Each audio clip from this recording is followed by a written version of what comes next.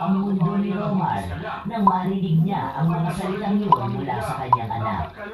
Nawala na siya ng pag-asa na pakikinggan pa siya nito.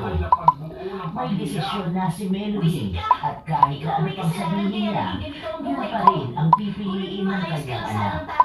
Kaya sa halip na paghihipitan pa ito, hinayaan na lang niyang gawin ni Melody ang sa tingin niya ay tama.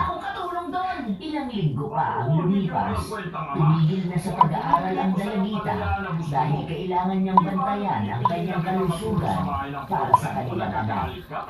Huminto rin si James sa pag-aaral para maghanap ng trabaho. Naging kargador siya sa palengke at kakarampot na pera lang ang kinikita niya. Hanggang sa nagpasya ang dalawa na magsama na sila dahil nagpupulit si Melody na dapat ay sa isang bahay na lang sila nakatira. Wake up early tomorrow. So, galing din.